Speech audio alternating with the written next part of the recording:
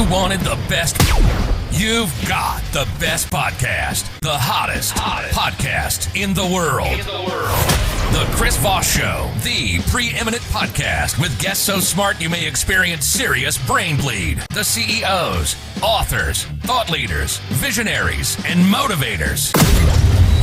Get ready. Strap yourself in. Keep your hands, arms, and legs inside the vehicle at all times, because you're about to go on a monster education roller coaster with your brain. Now, here's your host, Chris Voss. Hi, folks. It's Voss here from thechrisvossshow.com. Ladies and gentlemen, I cannot do the operatic voice. Ever since hitting puberty, my voice went so deep I can't do those. I can't hit the high notes, so we had to hire an operatic woman to come in and do that. So welcome to the big show, as always, my friends. The Chris Voss Show family, 16 years, 2,300 episodes. Like we had nothing better to do. We're going to give you twice that amount. We're putting out, I think, 3 shows a day for the next 2 weeks on weekdays. I take the weekends off, folks. Give me a break. Anyway, guys, be sure to for the show to your family, friends, and relatives. Go to goodreads.com/Chris Voss, LinkedIn.com/Chris Voss. And as always, we have the most amazing guests on the shows, the most thoughtful, provocative conversations, and we don't platform stupid ignorance or conspiracy. Sorry. There are other shows you can do that with. We just give you smart people so that you can be smarter as well and lead a better life. Maybe be a better human to each other. We need more of that these days. Opinions expressed by guests on the podcast are solely their own and do not necessarily reflect the opinions of the host or the Chris Voss Show. Some guests of the show may be advertising on the podcast, but it is not an endorsement or review of any kind. Anyway, we have an amazing young man on the show today. We're going to be talking about his newest book that came out September 24th, 2024, called Measuring Inclusion, Higher Profits and Happier People Without Guesswork or Backlash. And before you kind of turn away or go, we've heard about this, Chris, this DEI stuff. We're going to be talking with a gentleman who's got a new approach to DEI, and he's been doing this for, I think, decades. So we're going to get some of his insights and everything else. Paolo Gaudiano joins us on the show. We're going to be talking to us about his book and everything else. Paolo, did I get your name right? You got it perfect. So we're going to get into it with him, his insights and everything else. He has got degrees in applied mathematics, aerospace engineering, computational neuroscience. He jokes that he had literally done rocket science and brain surgery before turning into a really hard problem. How to create companies that have happier employees while making more money. Wait, you can do both? Don't tell my people at the office. Anyway, guys, he's a former tenured professor turned entrepreneur. He's the chief scientist at Ilaria. He's the president of ARC, adjunct at New York University Stern School of Business. Is that the Howard Stern School of Business? Maybe not. And chairman of the annual Diversity and Inclusion Research Conference. He has decades of experience in business technology, academia, to transform how people think about DI and what they do about it, with the ultimate goal of making our society more inclusive and equitable. Welcome to the show, sir. How are you? I'm doing well, Chris. Thank you so much. Delighted to be here. Thank you. We're delighted to have you as well, and I'm interested in your thoughts because DI has kind of gone through quite the wandering over the past 5 or 6 years. Give us .coms. Where do you want people to find you on the interwebs? So it's aleria.tech. That's ALERIA.tech. That's the best place for my company. And then if you go to LinkedIn, there's only one Paolo Gaudiano, but it's LinkedIn//PGAUDIANO, P Gaudiano. But very happy to be easy to find. You know, a name like mine, Paolo Gaudiano, there's just not that many of us anywhere in the world, including Italy, where I was born and raised. And otherwise, you can also find me on TED. I've given a TED Talk, and if you go to the TED website and look up DEI, mine is one of the first ones that comes up. You're from Italy. How's the espresso over there? It's pretty amazing, isn't it? You know, I have my own espresso machine here, and if I don't have that every morning, I get depressed. So it's very gotta have that caffeine. I just barely got into the cult of espresso. I joined the cult. I had to sacrifice, I think, Mountain Dew cans or something. But I just recently got into it, and I'm about $100,000 in, and I'm broke. The nice thing about espresso is that it's very small. You don't need to spend a lot of money on it, but yeah. That's true. Do you do the Moki pot, or do you have the big machine, the expensive machine?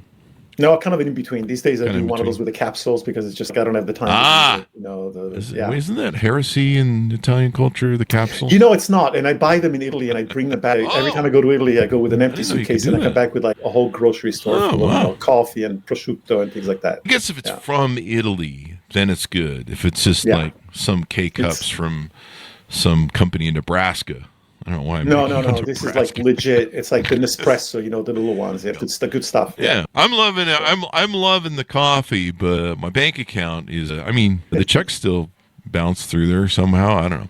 Anyway, moving on from Italy, let's talk about your new book. Give us a 30,000 overview. What's inside your new book on measuring inclusion? Well, as the title suggests, measuring inclusion. So what is that all about? Most people that talk about diversity, equity, inclusion really fixate on the D, on the diversity. How many Black people, how many Asians, how many men, how many women. I realized that was actually a big mistake, and that even though diversity is important in some ways, it's really more like the thermostat. If you have too many of one group of people, you have another group, it tells you there's something wrong, but it doesn't tell you what's actually happening. And we have a way of measuring inclusion, by which I mean, what are the experiences that happen day to day to people in the workplace that actually cause them to be more or less satisfied? And that ultimately links to the financial success of a company. But basically, in the book, I talk about work that I've been doing. So I've been working in the space for 10 years, but it's based on research that I've been doing for more than 20 years about how an individual fits within an organization. So how does the behavior of the organization change the individual's behavior, and how does that actually impact the organization? So it's like this kind of ecosystem, if you will. And so the book talks about this entirely new way of thinking about DEI, where instead of focusing on, how do we treat this group of people or that group of people, you focus on, let's make sure the environment is good for everybody, which means that if some people are being treated worse than others, they will be the ones who benefit the most. But instead of having to point your fingers and say, hey, let's make your life better, it's like, let's make sure that the whole company is working more efficiently, we're making more money. And the book is a lot about the methodology, but really it's a lot about understanding what's going on, how do you actually measure inclusion, what does that mean? And then I also specifically in the subtitle, I was very adamant about including the word backlash. So the subtitle is higher profits and happier people without guesswork and without backlash. And I did that because I could see already 2 years ago when I started writing the book that the backlash was coming. I had actually predicted it. In 2018, I wrote an article in Forbes saying, if we keep going down this path, there will be complaints of reverse discrimination, and it might spread to other parts of society like affirmative action. And I wrote that in 2018. And, how did I guess that? I'm not a magician. I've never actually made a correct guess on the stock market, but somehow this one, I predicted the backlash. And so the book also talks about that. And it talks about what I think are silly mistakes that people have made in the DEI space, but also silly mistakes that people that are making today in the anti-DEI space, and why we really need to find common ground and stop listening to these extreme views and realize that this is something that can be truly beneficial for everybody if you do it the right way.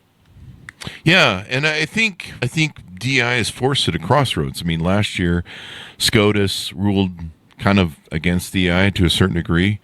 I remember when it first came out, it first became popular, it seemed, around 2020 with George Floyd, and there seemed to be some activism behind that in trying to right the wrongs of some of the things that went on in systems and stuff. You've been doing it for a long time, and it kind of seems to have reached a point where, I watched Mark Andreessen talk about it, and some of the things that went on where some of the organizations became just ruled by the DEI department, where it really upended and there became a lot of control and overbearing control. And so it kind of ended up with its own pushback. Is that a good perception of, and I think what the SCOTUS ruling was about was it showed privilege to certain people while taking privilege away for other people, or the perception thereof.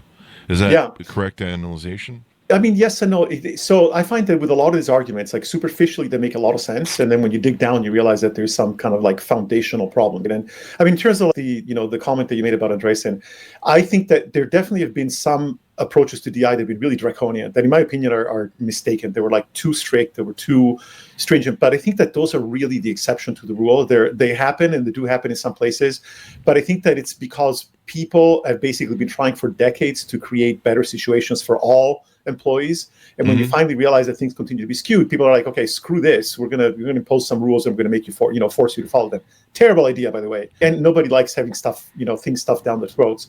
As far as SCOTUS, I think that there was kind of an interesting story there, which is that they basically said they did it in a very narrow scope, which is that when it comes to admitting students into colleges, you should not use race or gender as a factor to help some people to get in, even though in theory, let's say their grades or their qualifications are not as good. And what's interesting about that is that it's kind of like, it's ironic, because why were those rules put into place? They were put into place precisely because there were these massive imbalances and people could not figure out how to fix them. And so 40 years ago, somebody said, hey, you know what, we realized, or 50 years ago, they said, hey, we realized that there's something really messed up and companies and universities are not fixing it on their own. So let's create these pickets and basically say you have to stay within these lines. The problem is that the way that it was constructed, it essentially favored one group of people, or let's say different groups of people over other groups. And then the presence code said, well, if I look at it very narrowly, and if I don't believe that there really are these massive inequalities around society, then the fact is that the rule of law, when you look at it, is actually wrong because it's unconstitutional, because you're discriminating. And so they were, unfortunately, technically speaking, they were correct. But what they ignored, that prior Supreme Court said not ignored, was the fact that it's sort of like a remedy for something that, we know that it needs to be fixed, but people don't seem to be able to fix it in other ways. I think it's unfortunate that it got to that point. And I think that after the murder of George Floyd, we're all cooped up at home. We got COVID. We don't know what the hell to do. So what do? We watch all kinds of videos, and it's like doom scrolling. And pretty soon, DI becomes this enormous thing, and people are marching down the street, and they're waving flags and kicking cans, which I think in a way was great. But what happened is that it pushed the pendulum too far in one direction, and that pendulum hit some people that did not like it. And now those people are pushing back really hard in the opposite direction. Unfortunately, what made it really bad was the fact that it coincided with this massive shift politically, where we're now seeing a lot more anger, a lot more division. And because it coincided also with the presidential election, that essentially became a political hot potato, or really more like a political weapon. It became politicized, and things have completely, in my opinion, blown out of proportion. I think that the idea that all of DI is evil and needs to be shut down is unfortunate, because it's really not true. And the kinds of extreme cases, they're just extreme. And yeah, we should get away from the extremes. There are extremes on both sides. And I wish that people would just kind of calm down a bit and say, hey, you know what? It's not quite as extreme as we think it is. Let's try to be a little bit more mindful of what's actually happening to people. Yeah, I mean, one of the concerns is we still are a meritocracy. And it seemed like some of these rules were trying to circumvent that and create some sort of thing where certain people, on one hand, I can see where, especially 30 or 40 years ago, 50 years ago, there was definitely some racial prejudice and different things. And I think there always is going to be in human nature. We judge each other whether we like it or not. It's part of our nature. It's part of our fight or flight. Is this person approaching me endangered to me? It's a little cavemanic, really, in its thought pattern, because it goes back to those days. I mean, I usually don't have to worry about anybody at 7-Eleven walking towards me through a door is going to attack me and, I don't know, stab me with a spear or something. But it seems like it was fixing something. But then, like I said, it really became a lot about shame and guilt. And you had privilege for 200 years, and now you must pay. I hear this a lot in the battle of the sexes too. Men must be put down so that women can rise.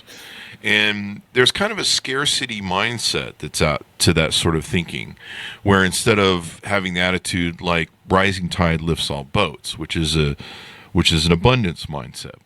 And, it seems like things really got out of hand with some of it, especially when I was listening to Mark Andreessen talk about how some of the organizations just got overridden as it became the most controlling, most dominant department, the DEI department, than any of them. And I had a friend who walked into a room in Silicon Valley of people, some meeting or something. He said, hey, guys.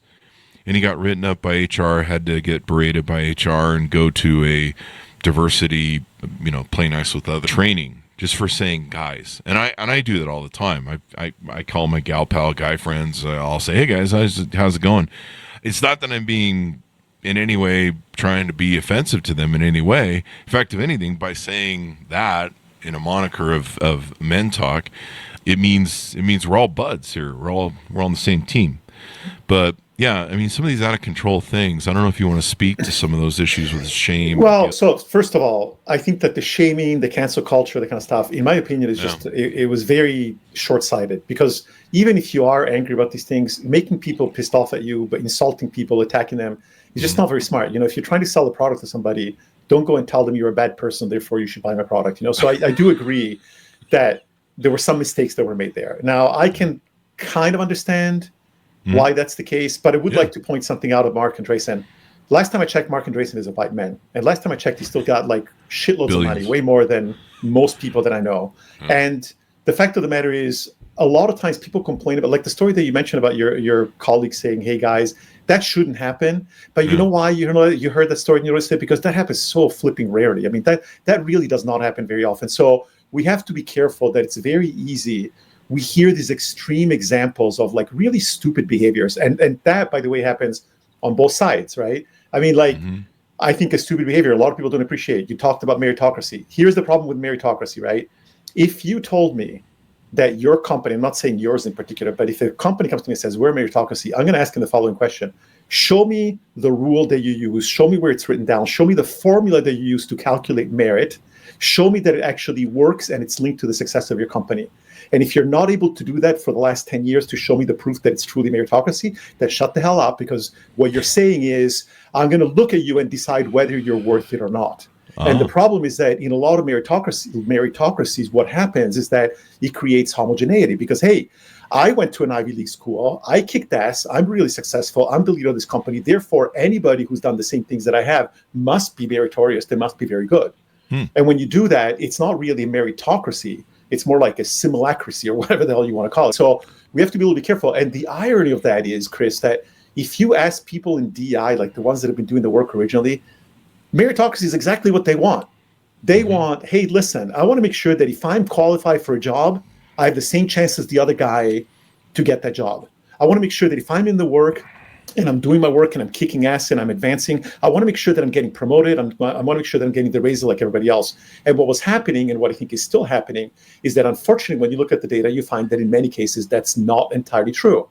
And when that's due to these, people talk about unconscious biases. I hate that word. And I honestly, I just wrote an article today in LinkedIn about why I think it's actually a good thing that unconscious bias training is going the way of the dinosaur. But the fact is, we do make decisions based on our internal experiences.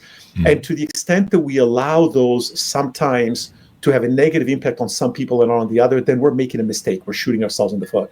So what I advocate for is that, look, instead of just talking about a meritocracy, talking about unconscious biases, just make it quantitative. Just measure this. We measure everything.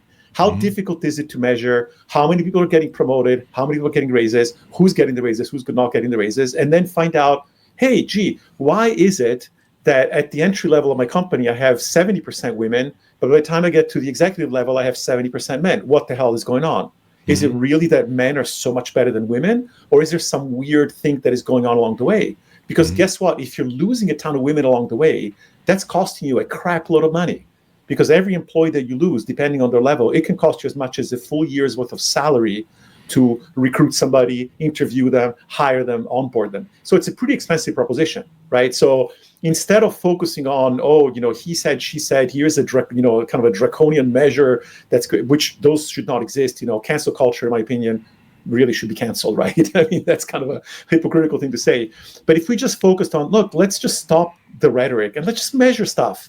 Let's measure stuff like we measure everything else. Everything a company does, they measure it. So let's measure what is actually happening, and let's be unbiased, and let's truly create a meritocracy. And if we see that something is askew, let's fix it.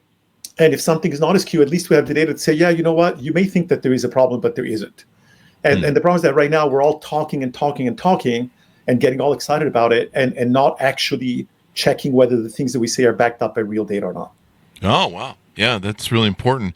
What do you think about the attacks? I mean, it seems like we're in January of 2025, those watching this 10 years from now on YouTube.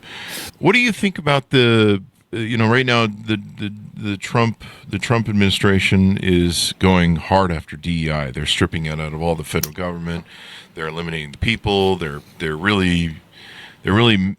kind of taking the SCOTUS ruling and they're pushing it to the next level.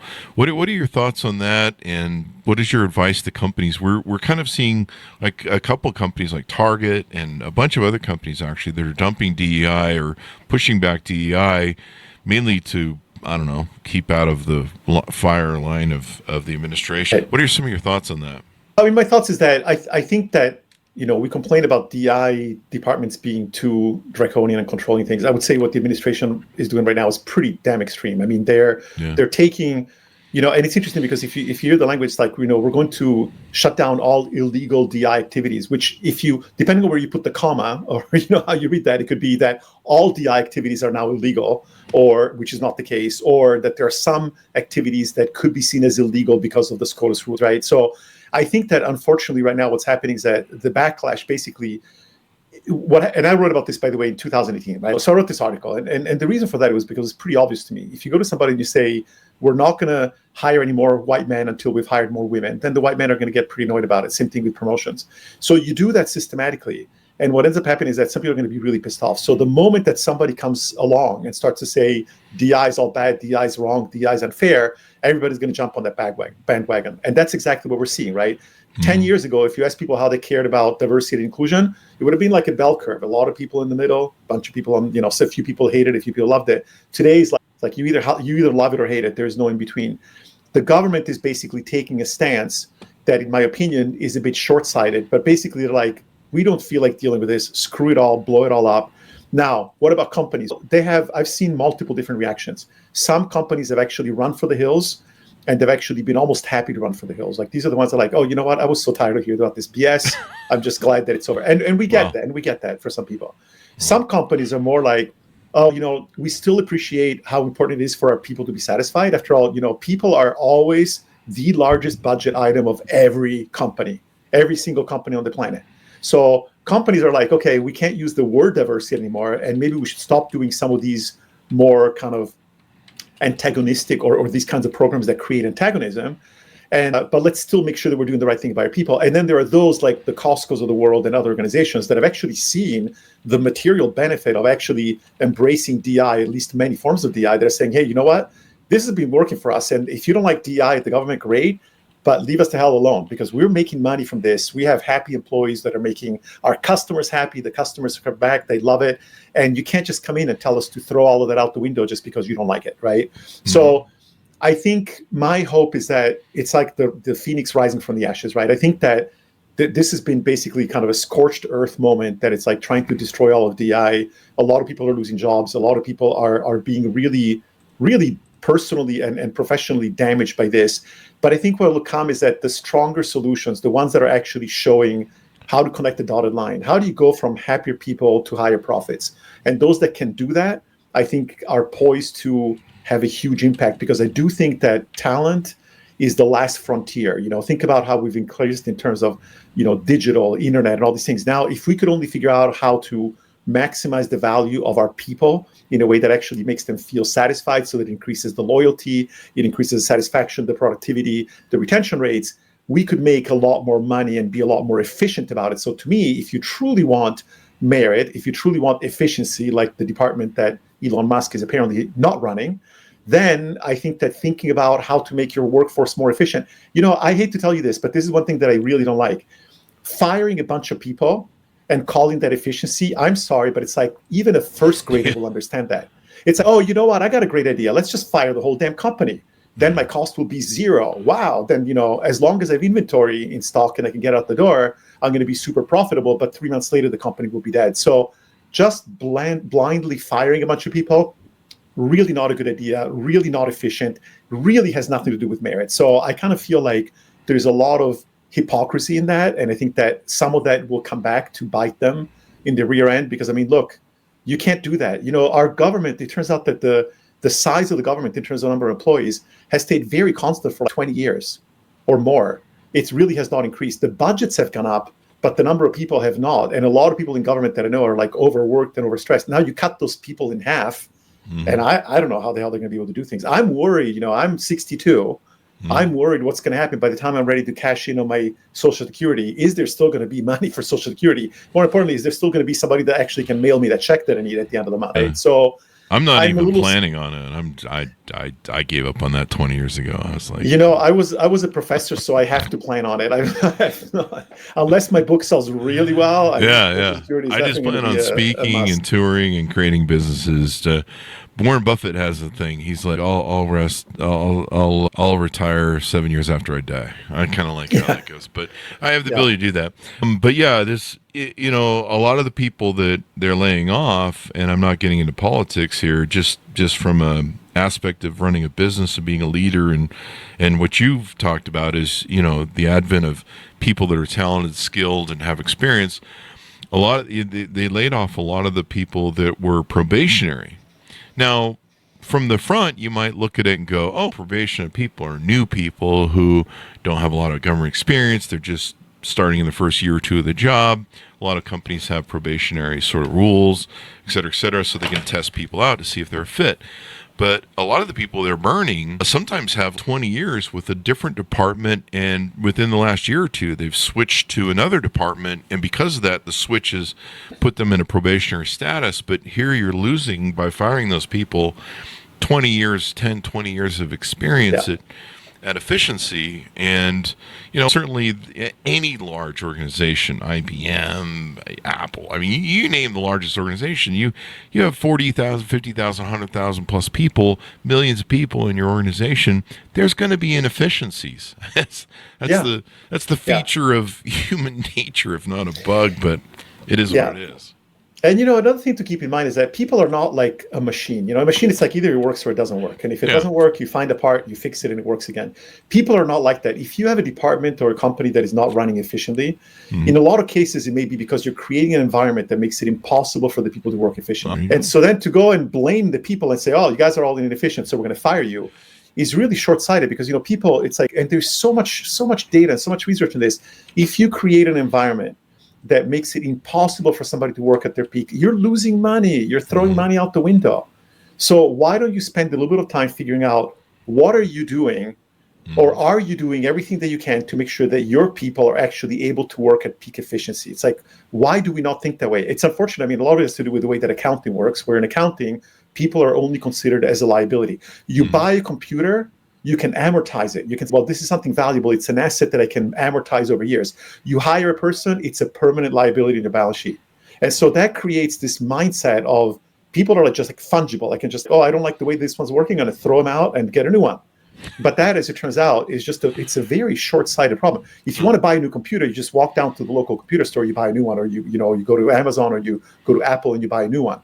But if you fire somebody, you can't just go in and look, like you said, you're firing somebody that maybe has a lot of experience, a lot of knowledge, and beyond the cost of rehiring people, you're losing a lot of institutional knowledge. You're losing a lot of things. And so to me, that aspect of the approach is really, what I don't understand is that it makes zero sense from the business perspective unless your only goal is super, super short-term gains that you can somehow monetize in some way.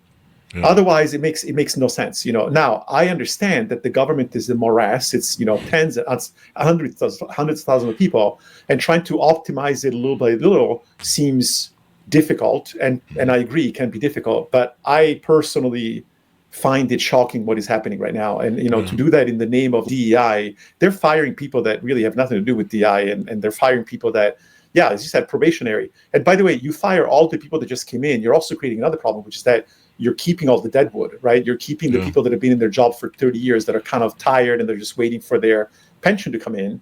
Yeah. Is that really efficient? I don't know. Not really, in my opinion, experience. It doesn't seem at all. So as we round out the show about your book and stuff, let's talk about some of the offerings you do on your website. I believe you do some consulting or coaching or speaking, things of that nature. Yeah. Let's talk about what people can do with services that you offer.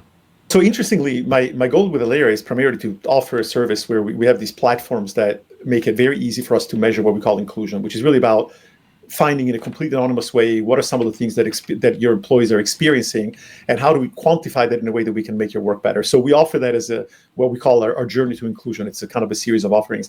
But it turns out that lately I've been getting a ton of requests for public speaking training, both inclusive leadership training, inclusive management training, and especially like the last few weeks, like literally like on a daily basis, somebody will reach out and say, hey, can you come speak at this conference? Can you come talk at that event? Can you come do a special training for leadership?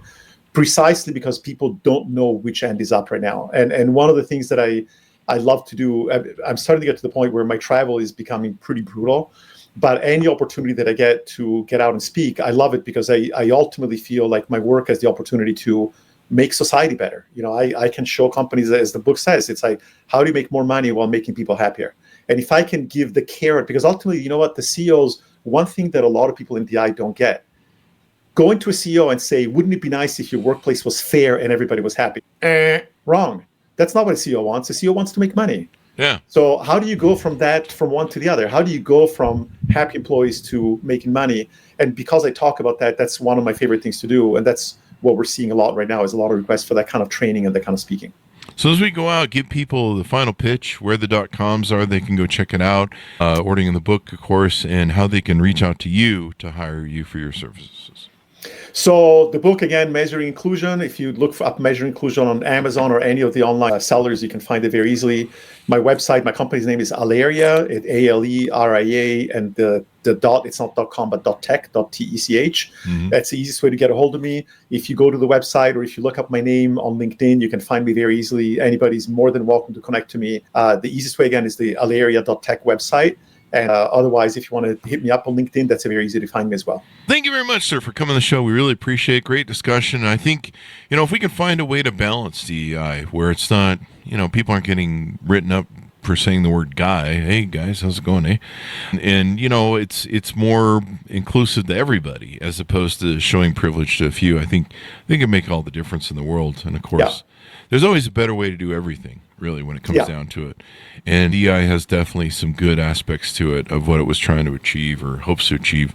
And we'll see how things go in the future. It's kind of interesting how we ebb and tide through our politics of yinning and yanging back and forth. But overall, I mean, as humans, we need to decide what's best for everybody and see if we can all get along. Absolutely. Completely agree. And Chris, thank you for the great questions. Really appreciated the conversation. Thank you. And it's a real important discussion to have because we don't need to throw the baby out with the bathwater. We just need to find a good, happy balance for everybody. So thanks for coming on the show. Thanks for tuning in. Order the book where refined books are sold, Measuring Inclusion, Higher Profits and Happier People Without Guesswork or Backlash, out September 24th, 2024. Thanks for tuning in. Go to goodreads.com/Chris Voss, linkedin.com/Chris Voss, all this crazy place on the internet. Be good to each other. Stay safe. We'll see you next time. And that should have us out.